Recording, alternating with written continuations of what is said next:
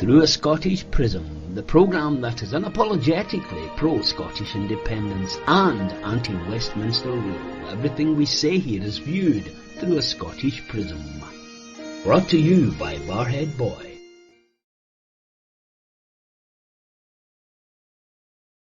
Hi folks, welcome back to Through a Scottish Prism. Lovely to have you here again. Hope you and yours are well. Been a heck of a week again. I mean, there have been some cracking banana skins, some real embarrassments for governments on both sides of the border, all political parties making absolute fox's paws of things. We're going to cover a lot of them, and we're going to shed some light on a few things as well. But let's get this crew in right away, and let's get started, because as usual, you know, the clock will beat us, so let's get moving. Over there in North Dakota, at least I think last time I spoke to him, he was in North Dakota. There's Phil, the Coatbridge Cavalier. Where are you? Yeah, it's North Dakota still for the moment, but we're waiting on the next assignment, so it could be Canada or anywhere between Alaska and Argentina. So let's see what happens. Well, you don't want to go down to Venezuela just now. That could get a wee bit tasty in the next couple of weeks. I think there's a lot of places getting a bit tasty. We were talking about me and the girlfriend was scooting about, thinking of doing a wee scoot down to Mexico, but they're taking prisoners at the moment. You're going to go back in again. I might be a wall every time trying to get back in. Well, let's see what happens. This will be my last show presently from Dubai. I'm going back to sunny Spain in a few days. Nice. And over there in cold old Reiki, it's our favourite weatherman, Mr. Quinn. How are you? I'm very well. I'm extremely pleased with the judgments of our judges this week. Oh, yes, we're happy with that. Love to see your flag be a good Palestinian flag. Well done, sir. And down there in the borders, I think, or it could be somewhere in the globe, I don't know, our Yvonne? No, I'm back in the borders. Oh, back in the borders, there we go. Excellent. And firing on all 6 cylinders today. Oh, that's what we want to hear. That's what the viewers want to hear as well. And of course, our favourite lawyer, we mustn't forget our Eva up there in Clinkmannon. Hi, Roddy. How are you doing, Eva? Well, unlike some of my old friends, I've had a 100% success rate in all the courts in Scotland that I've been in this week. Well done. Very good. We're going to talk about the courts. But firstly, well, I've got my 2 favourite ladies on. Let me congratulate the both of you on your recent electoral success to be elected on as office bearers onto the Alapa Party NEC as a Women's Officer and Equalities Officer. Well done, ladies. Congratulations to you. And also, well, I must give the congratulations. Techie, can you put up that Facebook post of the #1 popular vote, Abdul Majid, who has become the most popular ordinary member elected ever by the party. And from last year, where he had rather a bad year, but he's now the #1 guy with a record amount of votes, and he's the #1 guy you've chosen, so you'll be happy. You've got your #1 ladies, and there's Abdul, your favourite choice to be on the NEC for the Alaba Party. So, well done, ladies. Are you looking forward to your year ahead? I am, Roddy, but I'm really disappointed that you'll not be there. And I'm a bit troubled about it, to be fair, because my understanding was that you topped the poll last year. So I can't understand what's gone wrong, because this past year, your dedication to Scottish independence, as shown by this Prism, on its own, has been more than enough to keep you very popular. So I'm really sorry that you're not there. And I hope that position is able to be changed. But yet, looking forward to a big year ahead, general election coming up, Ash's Bill, Neil's Bill, all of the stuff to be happening. So here's hoping that we can continue with the success that this show has had, because it is such a major contribution to the cause and to the dream. Well, I can't be that popular. Not enough of them voted me, so I'm not that popular. They all voted elsewhere. What can you say? Supporters expected. Elections are funny things. Elections are funny things, especially with folk. Anyway, let's move on. This week, as we say, you had a 100% success rate, Eva. But Phil, Lloyd, the Scottish Government didn't. And if we go to the first thing, the James Hamilton case and the Commissioner, Techie, you got that one of the Commissioner, the Scottish Government appealed against their own Commissioner. And David Hamilton here explaining how tens of thousands of pounds of public money has been wasted by the Scottish Government yet again in court. they seem to be, absolute losers every time they go to court, Phil. But this was another. Where's the thought behind it? Yeah, it's we've been waiting for this for a while, and I'm so glad it's come that the Nicola and her ilk thought they could trust the establishment to stitch up Alec, and that they would be protected. They didn't realise you're dealing with the devil here, and their objective is to slaughter and to take us out, to completely destroy, disrupt, and do anything they can to make sure we don't get what we want and what we know the people want. And they know the people of Scotland now. They fear that the people of Scotland will get what they want. So this decision is massive. It cannot be underestimated. It's not for the right reasons. It is the right decision. But this is the problem. The situations pretty much like your non-selection and suddenly going to the bottom of the list from the top. It all smacks of somebody pressing buttons that they shouldn't be pressing, being completely honest. I've seen it so often in politics. I see it all the time with the establishment. And we're now looking at a situation where the courts are doing the right thing, which we should expect of the courts. But they're doing it. They're doing it for I believe they're doing it now because it's time to further destroy and discredit the independence movement. And to do that, the leaders, Humza, everybody else is going to be tarred with this. They'll be shown what duplicity was afoot. We'll be shown the malevolence. We'll see how the infighting. This is really bad press. When this opens up and they see this can of worms and people actually see what was done to Alex, they'll realise just how dirty politics is. And the SNP will carry that your dirty washing's about to go out in the line, SNP, and it ain't going to be pretty. And that will do the cause damage. And look where Alaba is just now. It's not taken off the way everybody would think. Oh well, if there's such a big party, they should fly. No, it's really hard to start a new party. And relatively speaking, Alaba is doing very well, but it's a long way off being where the SNP got to. It took SNP a long time to get there. So this decision is massive. It's absolutely brilliant for the wrong reasons, I believe. They see they'll be able to use this, manipulate it, open up, control the press, and show the dark side of politics, the black arts, and SNP have been viciously guilty of it. And there's now some suggestion that all political parties do it, including your own folks. Sorry to say. It's a dirty game, politics. Lloyd, the commissioner. I mean, it's quite unusual that the government's taking its own commissioner to court, but it was rather a pointless exercise. They have been humiliated in court, have they not? Absolutely. It's not just unusual, Roddy. This is the very first time that it's happened. And it's an absurdity given that the Information Commissioner is a parliamentary appointment. He was given the job on a vote in our Parliament. The relationship between the Information Commissioner and the Parliament is with the Parliament, not the government. The whole idea that the Scottish Government would take an officer of the Parliament to court is in my opinion, an absurdity. But more importantly than that, had the government properly paid cognizance to what the KC, Mr. Hamilton, actually said after the report was produced, when he pointed out that it made the redactions and the removals and the failure to provide information had effectively produced a report that was practically incomprehensible. And in KC language, that was quite a slap.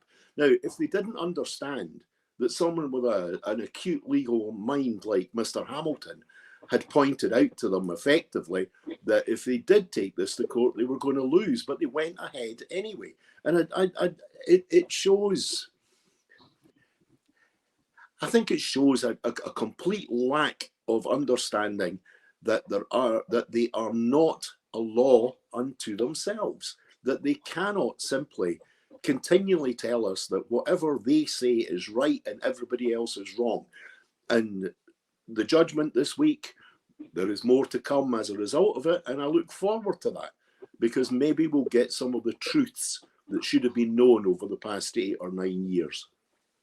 Indeed, as our legal ego, Eva, it was quite unusual as well that James Hamilton decided to put a letter out because he felt that there'd been so many redactions to his actual report that it had, a completely different meaning for what he was trying to express in his report.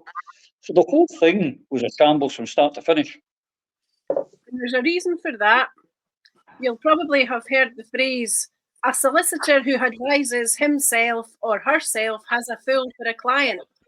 And that, to an extent, is what happened here, because there were people within the leadership of the Scottish Government and the SNP in particular who considered that they knew the law better than the lawyers that were giving them advice. And that's something that was evident throughout Nicola Sturgeon's leadership and her position as First Minister. And unfortunately, it's something that Humza Yousaf, who I think began but didn't finish a law degree, is as guilty of. What was really interesting for me to see, though, was that the 3 judges who heard this case got up and went into a huddle to decide their collective verdict, and it took them 21 seconds to do that. Now, every time that I've appeared in court and that's been the outcome, and it's taken that length of time for a panel of judges to confer and agree, I've known perfectly well that it means only one thing, which is that the case was open and shut and painfully obvious, ought not to have been taken in the first place, cost a shitload of money, quite frankly, that could have been better spent in a lot of other areas, and now leaves the government open to a finding of liability to pay the expenses incurred by the Information Commissioner in opposing their appeal. It is utterly disgraceful, and those in the government who are responsible for this actually should be resigning.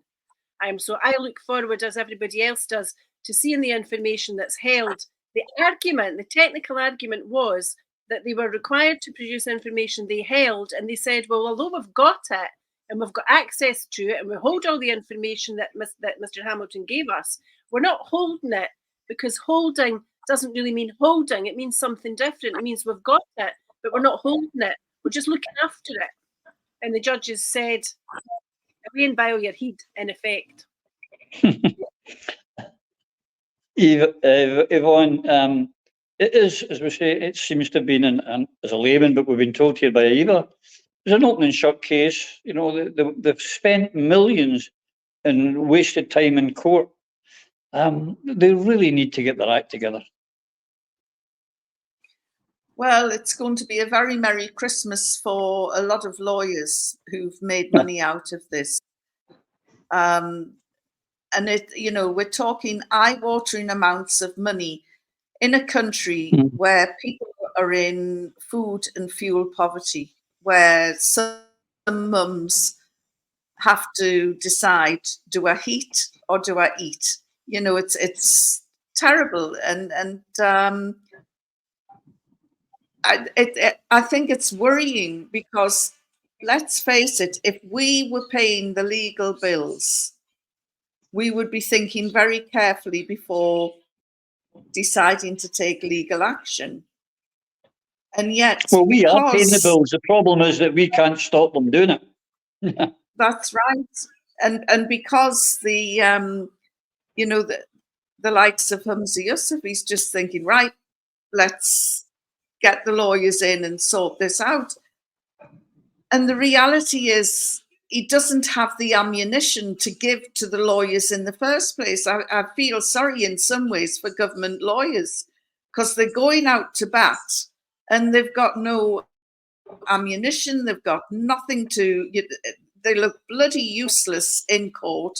They sound useless because they've got absolutely no backing. And it's just another failure in the courts, and it's just great week for the lawyers, very bad week for the Scottish taxpayers, because we're the ones who are going to have to pick up these bills. I mean, the GRR one so far, £230,000 has been spent, And of course now Humza has the decision to make. Do I go and appeal, or do I bin the whole the whole GRR mess? And of course, if he does that, his little friends in the Scottish Greens, the Bute House Agreement will go up in fire. How wonderful that would be. So he's. We're coming on to that. Sorry, I've jumped the gun again. Well, the bit you said, no, actually, you said we should, with the exception of Eva, of course, you said we should feel sorry for lawyers. No, we shouldn't. No.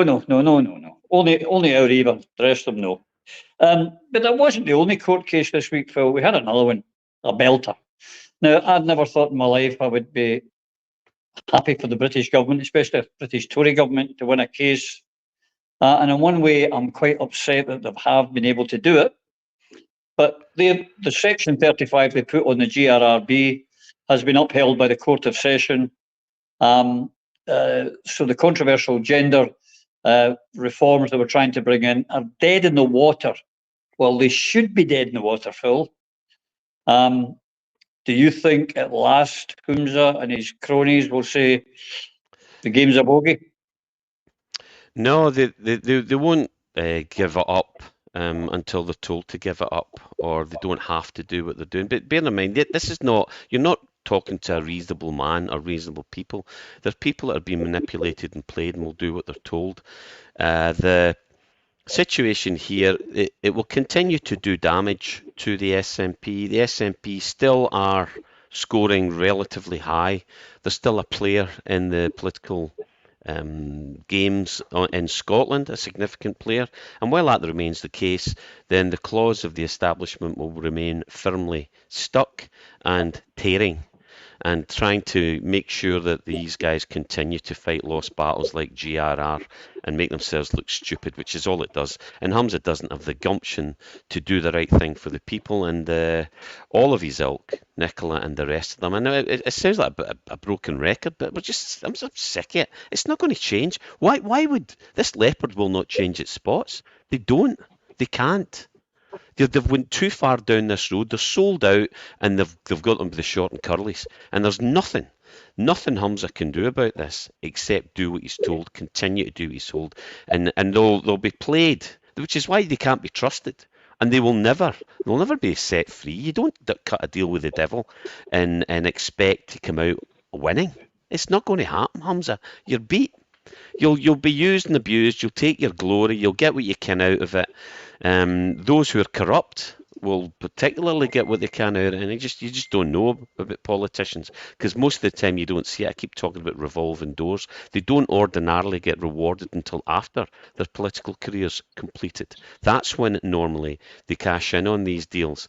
And if it's Tories, it's executive positions on as CEOs or in the city. And if it was Labour, it used to be the big council jobs. But these people are in it for themselves, and it's patently obvious. And as great as that decision was, and as satisfying as it was, Humza isn't going to change his tune. He's a puppet, and the strings dictate which way he walks and how he talks. Well, I don't know where he's going to go, Lloyd, but while I congratulated my two lady friends here on their success, I want to give a special praise to Women Won't Wished, the women of Scotland who have campaigned hard. As was said famously in the chamber, you got it ready there, Techie? Get it right up here, I think was the phrase that was used when they were putting it through. There you go, marking time. There she is, Elaine. Well done to all the women Won't Wished.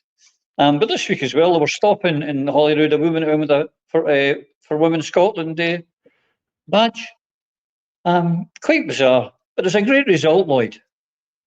It's a fantastic result, and I'm so happy for my wife, for my daughter, for all my women friends, and for all the women of Scotland. In actual fact, the absurdity of this is anybody could have told them they were going to get beat.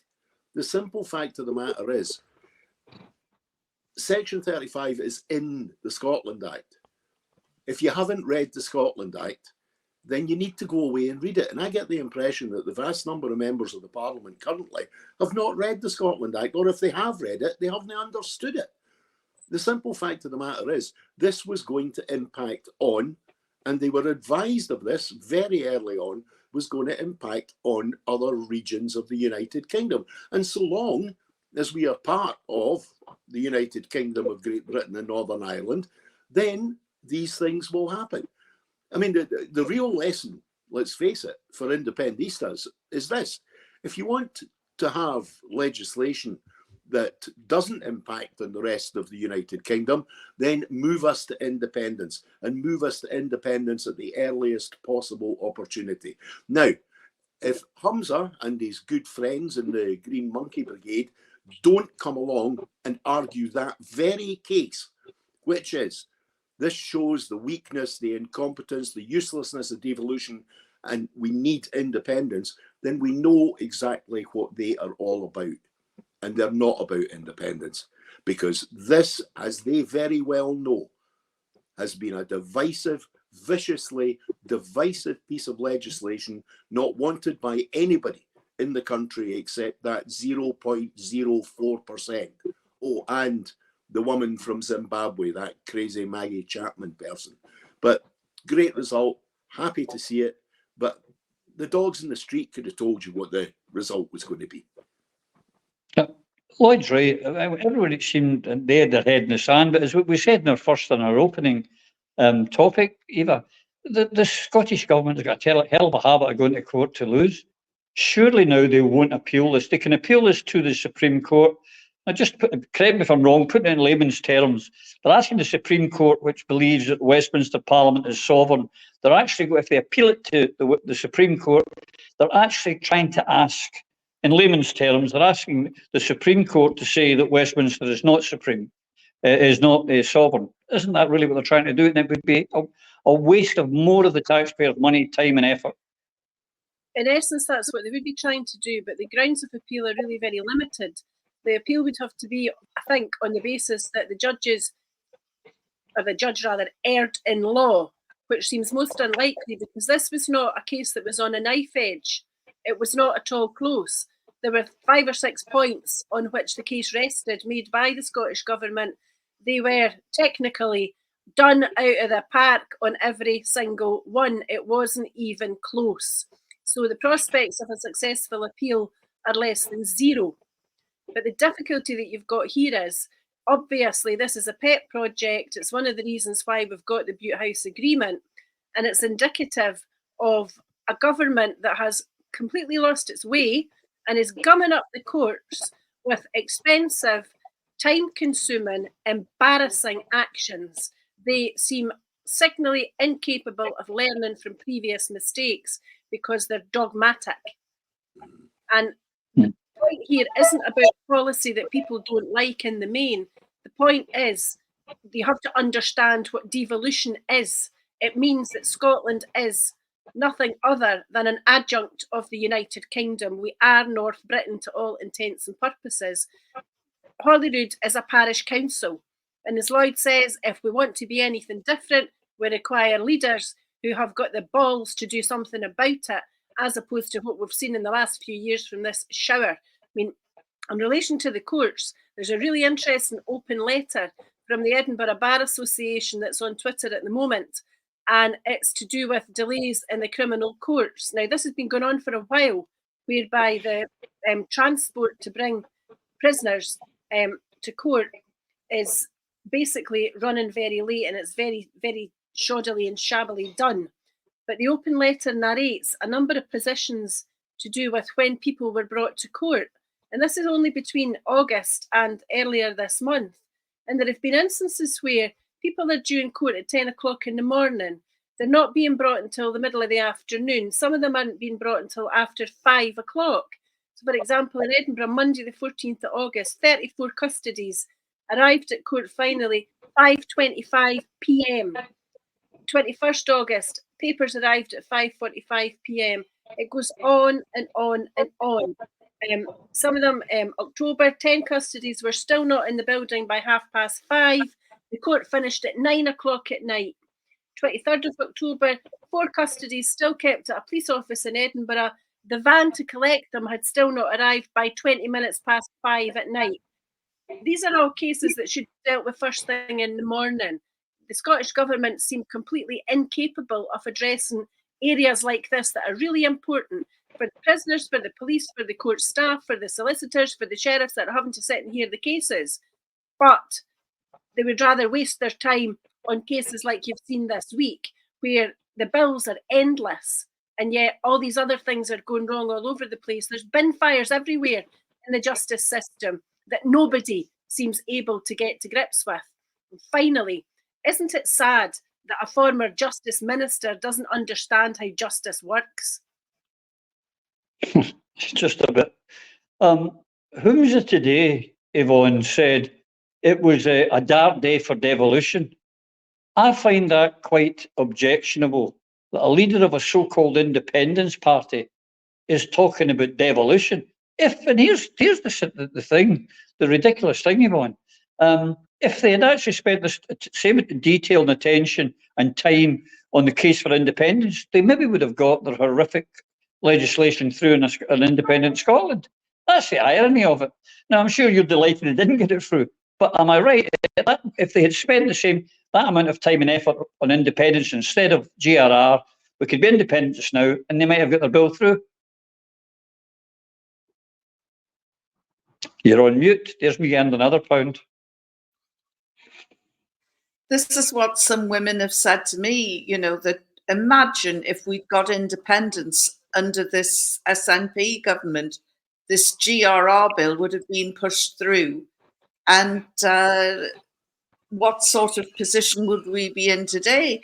And she's right. I mean, TERFs like myself and Eva, we have been demonized and shouted at in the street and threatened by these individuals who have been supporting the GRR.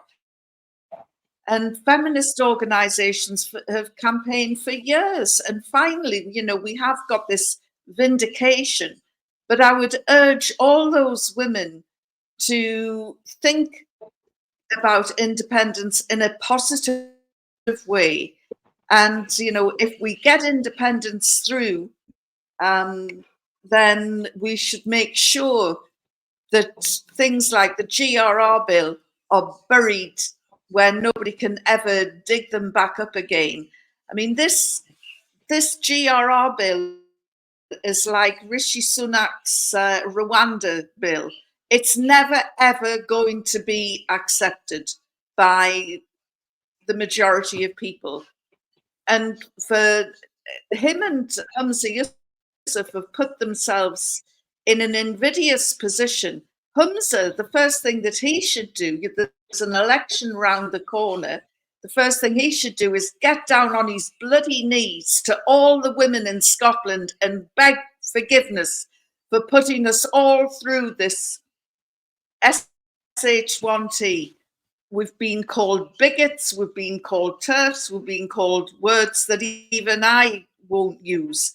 And because of this GRR, this hateful, horrible, nasty bill, which is not going to benefit many people at all. The Alapa Party, for instance, isn't in the business of hounding trans people. We believe that they should have human rights like everyone else, but not to the detriment of women. And to try and conflict, to try and conflate their needs with women's rights is totally wrong. And that bloody feminist to our fingertips, Nicola Sturgeon, she's another one who should be on her bloody knees ringing a bell and while people are shouting shame at her for putting us through this whole crap.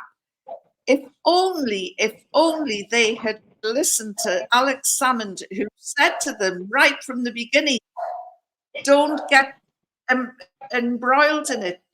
And now their beloved Butte House agreement, which Daft Humza said was worth its weight in gold, is going to crumble. He's either going to spaff more taxpayers' money up the wall, paying for a court case that he can't win, or he's going to say that's it and throw it into the bin, in which case he'll also throw the Butte House Agreement into the bin, because those barking mad won't put up with it either.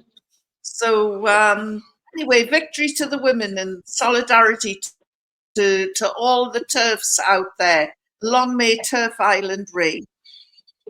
Hear, hear.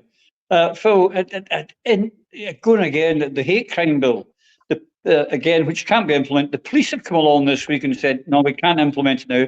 We need more time. Should the hate crime bill, along with now the GRRB, because let's be honest, that's the hate crime bill was brought in to supplement the GRR bill. Should Humza again wise up and say, dump it as well? It's proven more trouble than it's worth, although it's cost millions already and cost millions more, no doubt, to scrap it. Yeah, but they need to blame someone else for this screw up. This controversial is the least of it.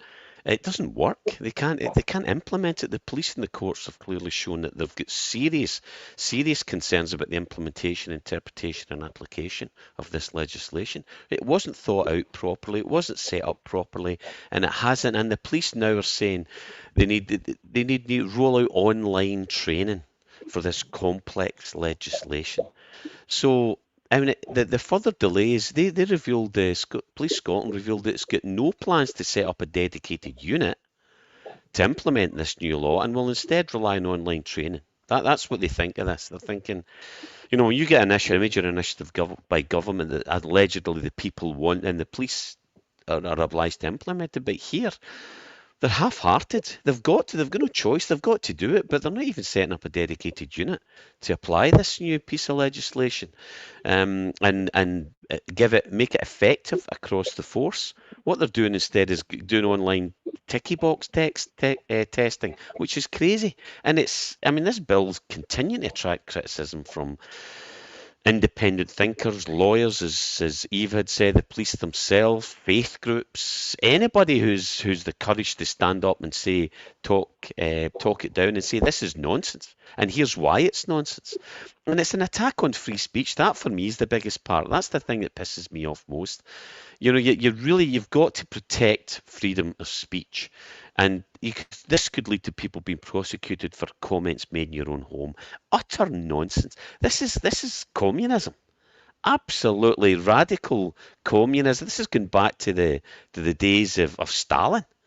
When was it 1 in 5 was a snitch? So you're sitting around the dinner table and all of a sudden next morning your dad's away for saying something because he had a couple of beers. It's absolutely ridiculous, and it creates a criminal offence for stirring up hatred. People need to understand it. Against protected groups, you can't tell jokes anymore. You can't tell anything that could be considered as prejudiced on race, age, disability, religion, sexual orientation, transgender identity, or variations in sex characteristics. What happened to humour? What happened to humanity? Why don't you, instead of wrapping these kids in cotton wool and letting them take over the world, they're incapable of doing that. You can squash and swat these clowns out the way because they're just sneeze on them and they'll die because they're not ready to face the world. You need to. You don't wrap kids in cotton wool. You fortify them, you encourage them. That means instilling courage, and it means go and eat some worms in a way and fight somebody and go and do something, stand up for something, push something. It just pisses me off. It's long overdue that this nonsense stops and these woke ratties get a boot in the arse. That's what they need. It's a pathetic joke, and it's time we get rid of these clowns, man. In my opinion. Thank you. I get kicked out there and kicked back in again. This hate crime bill, Lloyd, is going by the wayside. But the first thing that happened when the GRRB Section 35 was upheld, Kate Forbes turned around and said to Humza, let's scrap the Butte House Agreement. Now, we know what happened to Fergus Ewing for similar talk and behaviour. She's taking a bit of a risk, or is she putting her toe in the water? I don't think there's any. Our toes never been out the water, Roddy. Let's get real here. You know, I mean, the fact of the matter is, you know, and sometimes people forget, you know, she was only, what, 5-6% off beating Humza, you know, and I'm sure she hasn't forgot that, and some of her backers haven't. I mean, I think she's got some serious questions to answer, but just briefly to go back to the hate crime bill,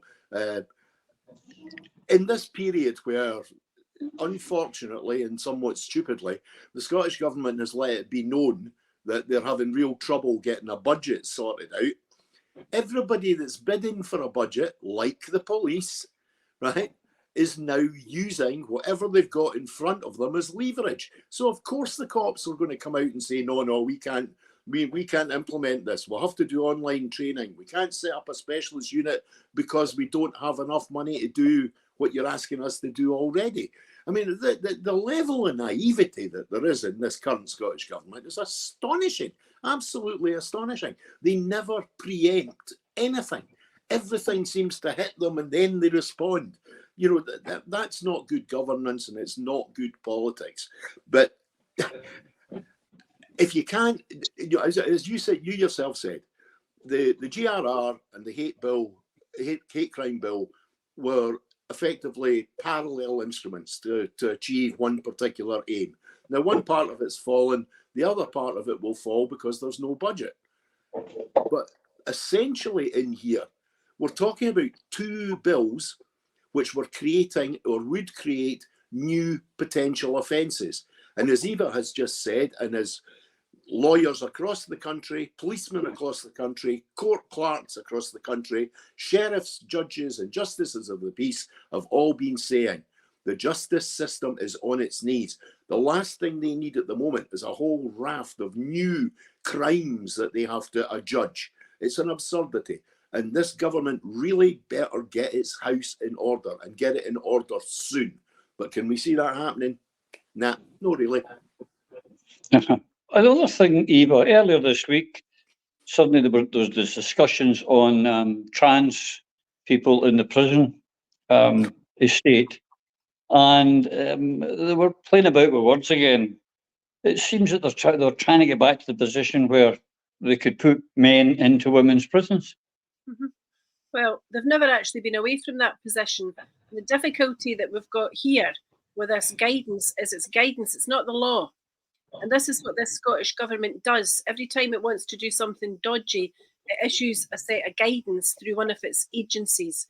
So you had the transgender guidance for schools, for example, which was to be implemented by education authorities, by councils, so that if parents were offended by that guidance, they had to sue the council because the Scottish Government wasn't liable. It's the same with a Scottish Prison Service guidance. It's ideology of the Scottish Government, of the leadership of the SNP, but it's implemented by the Scottish Prison Service as an arm. So the difficulty for any right-minded person is to conceive of why it should ever be the case that a man should ever be an inmate in a women's prison. There is no justification for it, just none. That's not transphobia. It's called common sense and safeguarding. And all that has to be done is that transgender prisoners can have a transgender wing. You know, men who are trans, who say that they think they're female, can have a wing in a men's prison. Same goes for women who say they're trans. They can have a wing in a women's prison for safety and security of them as individuals, as well as for the safety and the security of the other inmates and the staff, because the staff should not be forgotten about. You know, female prison officers ought not to be required to search a trans-identifying male who's in a women's prison. And you would have thought, really, that after the scandal that there was of Adam Graham, Adam Bryson, Isla Bryson, whatever his name is, that this entire sick joke would have been laid to rest long ago, and that the new guidance would have been keep prisons single sex. And you would also think that hospital wards would be single sex, and you would think that changing rooms in shops or in swimming pools or the like would be single sex, because there's Absolutely. No argument otherwise. They should all be single sex. but have particular facilities available for those people who claim to be trans that think that they need their own facilities. Because you see what a lot of this is about? It's about men who claim to be trans so that they can get access to women and children. That's the reality. And that Absolutely. is Shona Robson should not be in the Scottish Parliament at all after her comment about predators that none of us will ever forget. No, you're absolutely right. And I would suggest that if the trans women want to be in sports, let's have a section for them. Same as we have Special Olympics, let's have a trans Olympics, let's have trans cycle races, trans rugby teams, trans football teams, whatever they like. But as soon as you say like, oh no, they don't want that, no, because they want your say, they want access to women in their changing room. Moving on, Yvonne, if I may, because as usual, the clock's clicking, and we've got a lot of things we want to talk about. So I haven't even started in the Tory and the Labour Party yet. One of the things that happened, let's go with the Liberals. Our Alex Cole-Hamilton, one of the most obnoxious people in politics in Scotland, trying to get into a vote from a bar inside the Parliament and getting jeered, I would say, by his fellow MSPs. But is it time? I mean, there's no other work. If you go to work, you don't get a bar in your work. You can go and smell a drink, you get fired. Is it not time that we took all these bars out of where our legislators are? Another pound, Yvonne. Another pound. I'm going to be a rich man by the end of this next year, I'm telling you. It was just the sheer hubris of this man, you know, propping up a bloody bar. And how on earth can anyone vote him into power again? He's just puts his foot in his mouth, whatever he does. You know, he was when he was going on promoting the GRR bill, he was saying, "This is for you, Beth." And of course, Beth turned out to be a prostitute with some very unsavory things on her menu. And his menu. His menu. Yes, well, I mean, there were things there that I'd never even heard of, and I used to work on the News of the World, so I like to think that I was quite open-minded, but my goodness. So he's a revolting little man. I don't know why his wife puts up with him, and he really brought Holyrood into disrepute by doing what he did. And I think that these hospitality bars, you know, there are foreign visitors coming in and who expect to be wined and dined. So it would be churlish to say close down all bars. But I certainly think that there should be some restrictions put on the discounted booze, which is ferried out on a Friday night by various members. You can hear their bottles chinking away when they're leaving Holyrood. The gravy train has got to come to a stop. And otherwise we're going to have people, and you know, how offensive is it for a politician who can't even be asked to get out off his backside and go into the chamber? He'd rather prop up the bar and have a drink. It was disgraceful. And why the Lib Dems put up with him is beyond me. I mean, there's quite a few leaders who should be seriously considering their future in Holyrood at the moment. And he's definitely one of them. The Greens are another set. You know, they've openly said they want to jump into bed with Labour. God help Labour. And then, of course, there's Humza Yousaf, who's put himself in a cul-de-sac. I think the fact of the matter is the Greens jump into bed with anyone. Yes, pun intended. Phil, moving on a wee bit. I mean, I was down in Westminster in 2015, if you remember, not long after the election, and I went for a meal in the restaurant there, and it was a magnificent meal, and it was about 3 bob and a balloon. You know, a round of drinks for 10 people was about £8. It was in London, centre of London. Disgusting. Anyway, that's not what I was going to talk to you about. What I wanted to talk to you about was the latest wheeze from the Tory. One of the two wheezes we're going to cover. The first one is they now have passed a bill to get access to pensioners' bank accounts, because they're going to, I mean, it only means one thing. They're going to means test the pension. How low can they get? It can't get much worse. They're doing their job, and their job basically, it's they're right wing.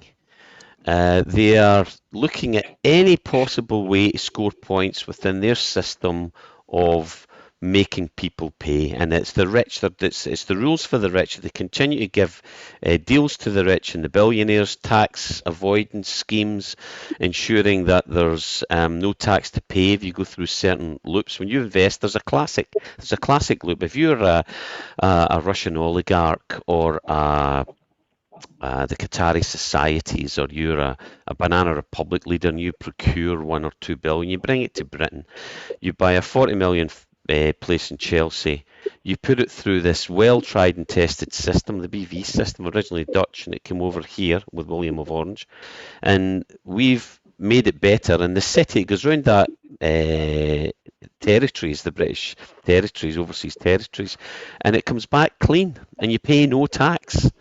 And what they're doing is more and more blaming immigrants and poor people and pensioners for the state of the country.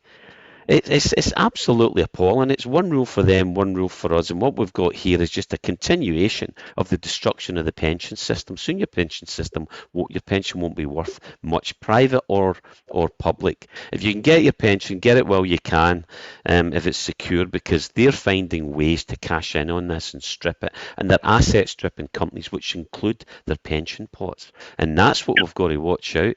This is happening more and more often, and these are just the kind of devious, sleek-it, horrible wee people that would just thrive on that. They don't give a damn about anyone. They're just seen as doing their thing and being good little pet Tories, To hell with them. But that's why we don't vote for them in Scotland.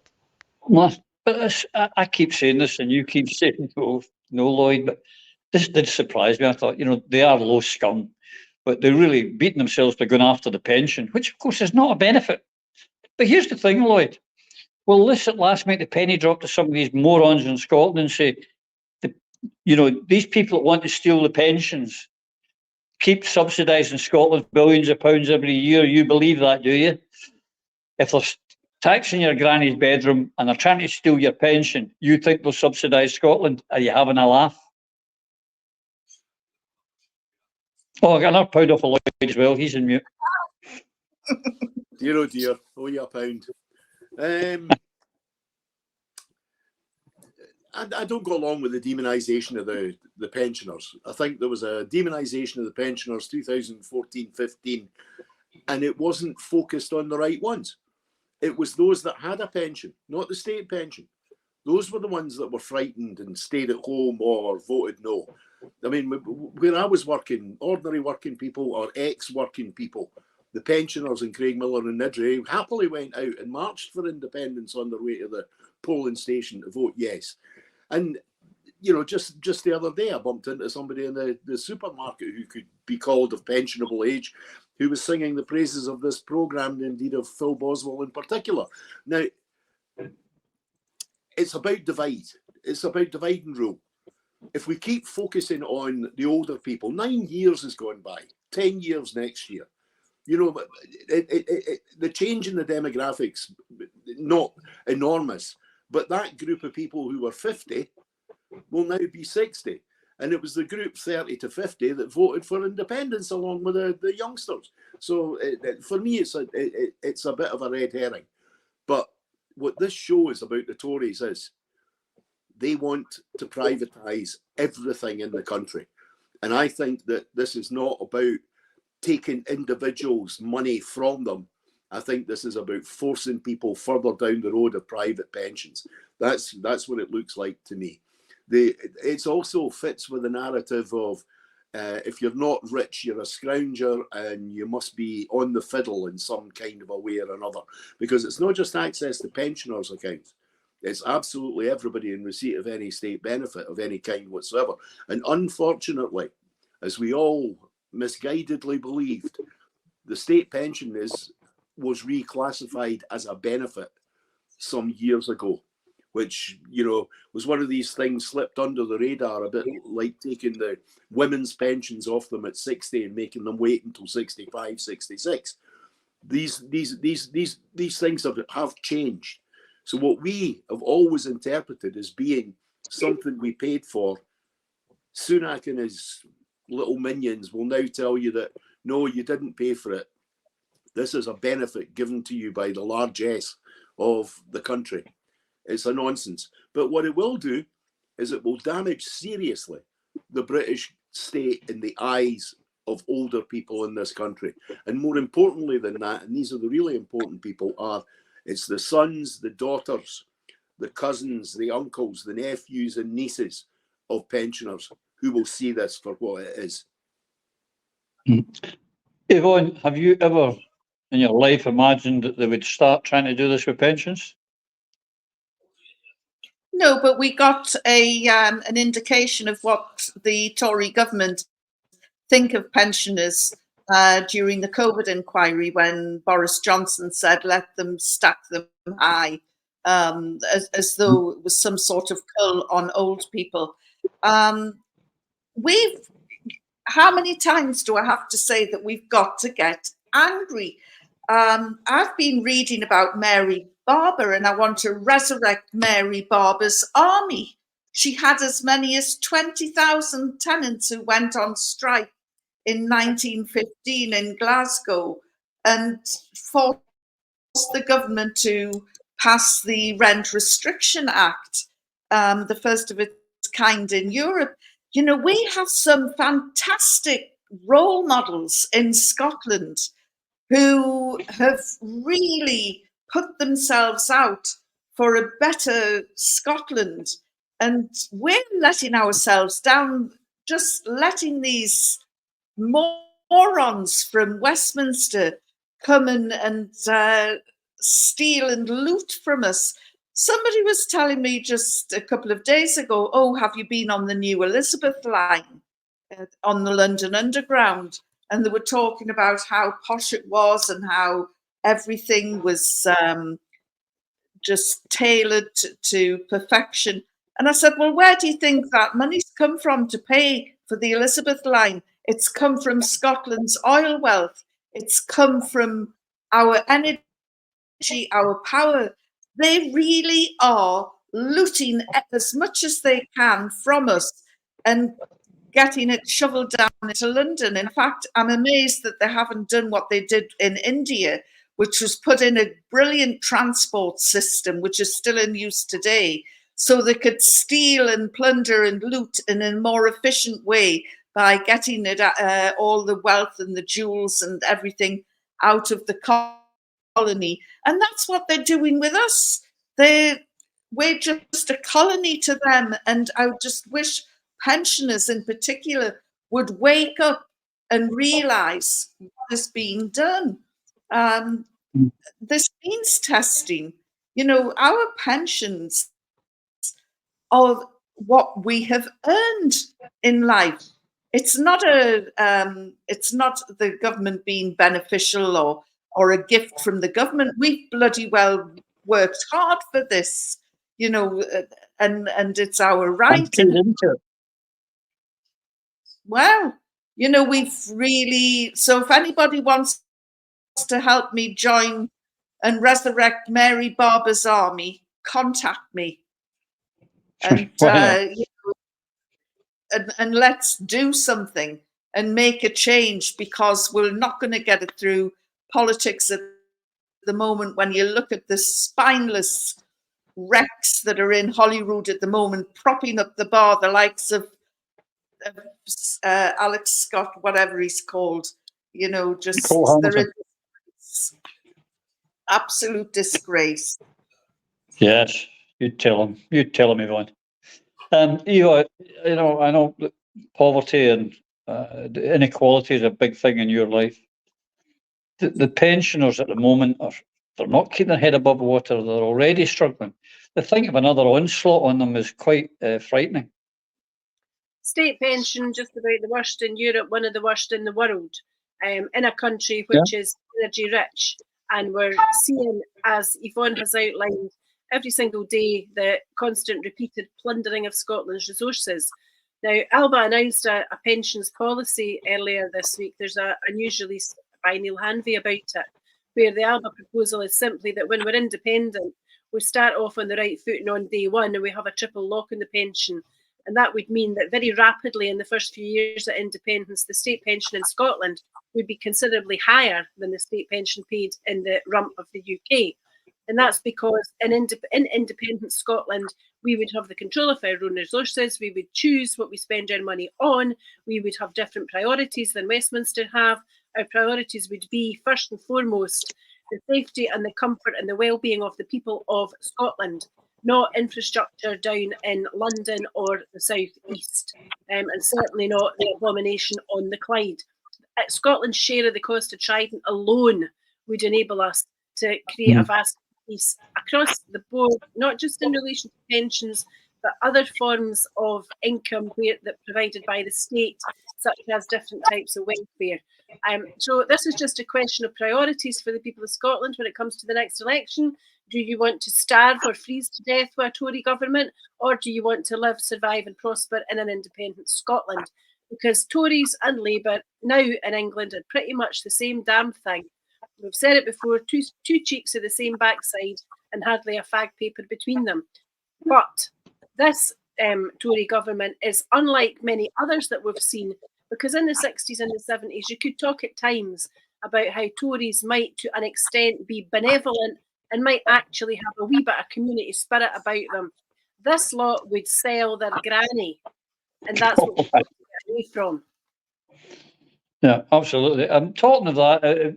As Eva said, Phil, about different priorities this week, and I don't know if I've got anything on this, techie, but Ben Wallace, ex-Defence Minister, is imploring Parliament to give £2.6 billion of aid to Ukraine. So, and says if we don't, Britain will lose its status as a global leader. We're talking about stealing pensioners' money, and they want to send £2.6 billion to Ukraine so they can kill some of their fellow Ukrainian pensioners in the Donbass.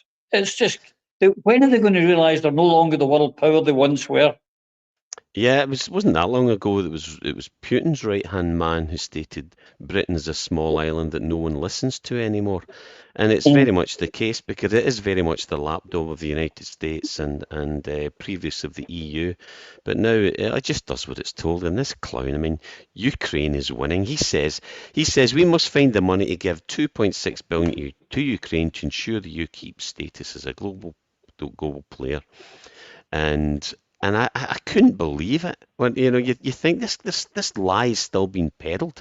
Ukraine is winning. Anyone that's paying any attention to this, if you're not using just the mainstream media, you will know that this is a con, and that the Russians are just about finished their business, and they're about to wipe these poor people out.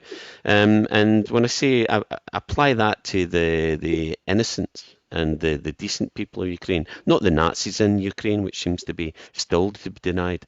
But anyway, as the counter-offensive breaks down the Russian lines, Britain must make sure the West stands firm, says Ben. He's a liar and not to be trusted. I mean, Ben Wallace, he says the UK is going to lose it if we don't give the money. He says he wrote to the Prime Minister in June to say, we want more military aid for Kiev, and we hope by now Parliament would be aware of next year's pledge. And basically, this is the military-industrial complex, who he works for and will work for when he comes out of office. That's where he's going, and that's the revolving door scenario you're getting with this bozo.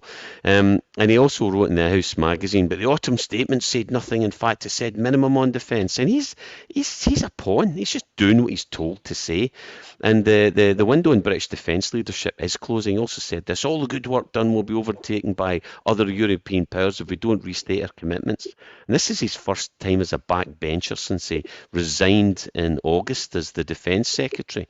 He says, now's the time to double down on our support. Well, this guy's a clown. And Lloyd has a story about this on the credibility of this bozo, I know. Well, I mean, and go back to that in February 2022, when the invasion began, you and I said then Ukraine cannot win this. Let's have a ceasefire immediately. and we come in for a lot of stick, and we warned everyone this is exactly the scenario we'd get to, and there's so many Ukrainians have died unnecessarily. But the stupidity of it, Lloyd, 2.6 billion, when we can't. Last week we highlighted in this programme how Rachel Reeves, the possible next chancellor, was saying we don't have enough money to feed kids in schools, give free school meals to kids in England and Wales, but we can find 2.6 billion to give weapons, and we're also sending weapons to Israel. It's disgusting. Yeah. Yeah, I have to say, when I saw this, I mean, just to fill you in, I was on the European Committee of the Scottish Parliament with Ben. And I have to say, I'd have sent for medical assistance if anybody had ever told me he'd end up the Minister of Defence in the British government. But that's by the by. Three things I thought. First off, Ben says, give Ukraine £2.6 million or they'll release the tapes about me. The second one was, give the Ukraine 2.6 billion because I want a job at NATO. And the third one was, after his resignation last year, was I want my job back at the Ministry of Defence, so I'll jump to either Braverman or whoever happens to be the next one coming along. Ben's a Scotsman, remember, ex-Scots Guardsman, captain in the Scots Guards, same regiment as Ian Duncan Smith, same attitudes as Ian Duncan Smith, just as stupid as Ian Duncan Smith, but he does what he's told, like all good soldier boys, like Johnny Mercenary as well. What enrages me about this is 2 years ago, everybody had blue and yellow flags. The kids in school were making collections. They were bringing in toys for us to put in containers to ship out to Ukraine. Yeah. And Russia gets taken out of the Olympics, gets taken out of the World Cup. Belarus gets taken out of the Olympics, out of the World Cup. Meanwhile, 15 to 16,000 innocent civilians have been massacred from the sky by the Israeli government and its occupation forces. And nobody's suggesting that we should fly the flag of Palestine in our schools or make collections in our schools for Palestine. Children are not being encouraged to support the 7,500 children now dead in Palestine. Israel hasn't been removed from UEFA, not been removed from the Olympics, the World Cup, the Champions League. You know, the hypocrisy is absolutely off the scale. And Ben's hypocrisy is off the scale because he knows, because he's been to the staff college, he knows the Ukraine are getting cuffed. And here again, we've got a British politician looking after himself, saying what he thinks is needed so he can take the next step up the ladder or shin up the greasy pole a wee bit more. Shameful, Ben, utterly and completely shameful. Absolutely. The other one, I don't know if you've seen it, Eva, that Netanyahu has said that if the International Criminal Court investigates Israel for any war crimes whatsoever, it's just pure anti-Semitism. It's a disgusting way to behave. I think the issue for Netanyahu is that if he is not investigated, or if the Israelis are not investigated for war crimes, then forevermore they will be described as war criminals. There has to be an investigation to establish who should be brought to justice, and justice should be seen to be done. You can't walk away from the carnage that there's been in the Middle East and pretend that it was all fair in love and war. There have been war crimes committed by all sides everywhere. Of that there can be no doubt. We've seen it unfold. So there should be substantial investigations, and everybody who appears to be a suspect, where there is corroborated, reliable evidence, should be prosecuted. That is the only fair way to go about it, because we live in a world where justice should matter. Failure to investigate will be one of the most grave injustices ever visited upon anybody in the Middle East. So, yep, it's got to be done. It's got nothing to do with religion or race or anything else. It's about common humanity and the very fundamental principles of human rights, and a world where we want to see peace, but where there cannot be peace, that there are rules of war, albeit that none of us here want to see another war. No, indeed.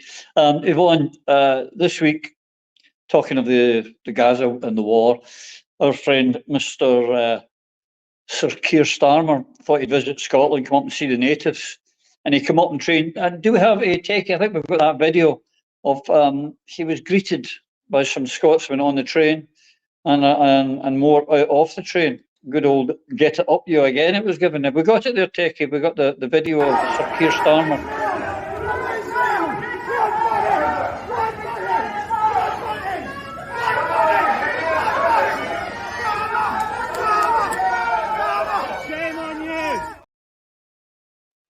Glasgow, don't ever change Glasgow. You wouldn't believe that, I'm going back to my age, I would never have believed that a leader of the Labour Party, that wasn't till it was Miliband actually during the referendum, I would never have believed that a Labour leader would come into Glasgow, Red Clydeside, and get booed and hissed and met by a mob. It was fantastic. And as a peacenik and a supporter of Palestine, it was doubly good. Did it warm the cockles of your heart? It did, and all that was missing was Elaine Miller and her magic merkin to give Keir Starmer the treatment. Maybe we should just have one more. Yeah, there she is. Up yours, Keir. Get it right up you. You know, Glasgow is its people. I love Glasgow.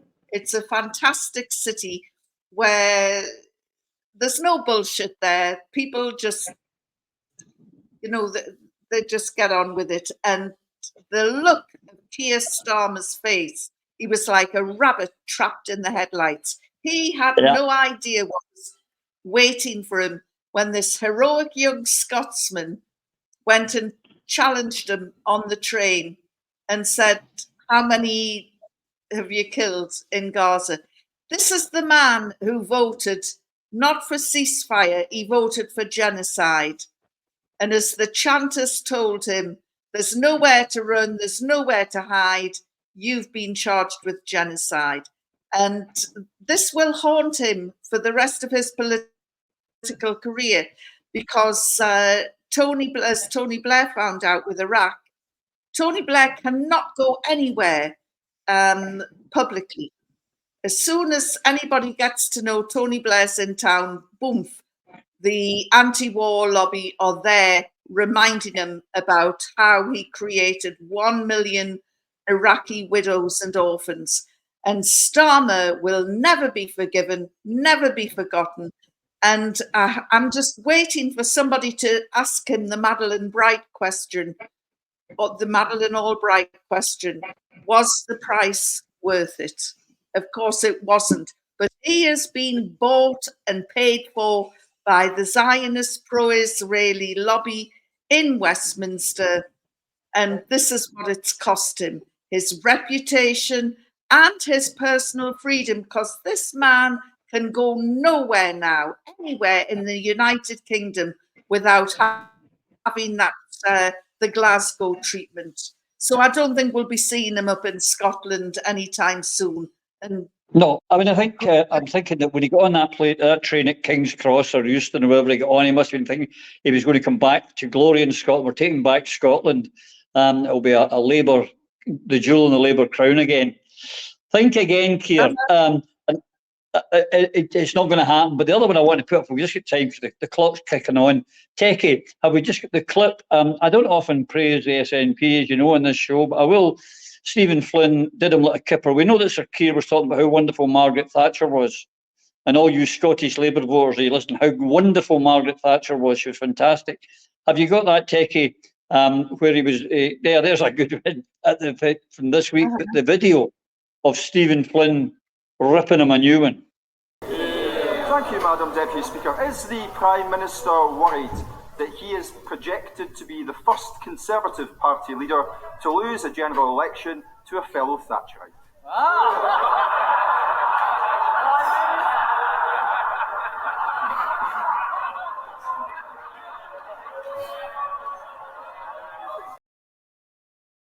Yeah, they all have. Brilliant, absolutely brilliant. I don't know, but that was that's what you call a good roasting. Yeah. Absolutely wonderful. Well done, Stephen Flynn. which proves that even a broken clock can be right twice a year, or twice a day rather. You're going to say something, Yvonne, before we close?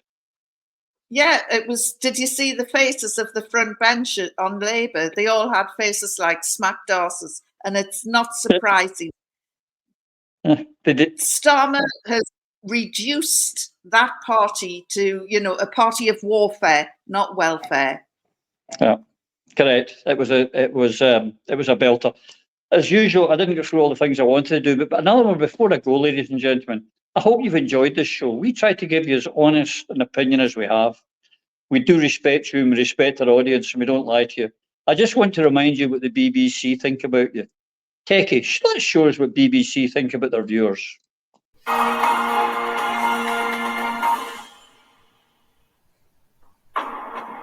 Live from London, this is BBC News. That's what they think of you folks. That's the truth. But we don't. We say to you, till we see you again, may you and yours take care. Through a Scottish Prism, the programme that is unapologetically pro-Scottish independence and anti-Westminster rule. Everything we say here is viewed through a Scottish prism. Brought to you by Barhead Boy.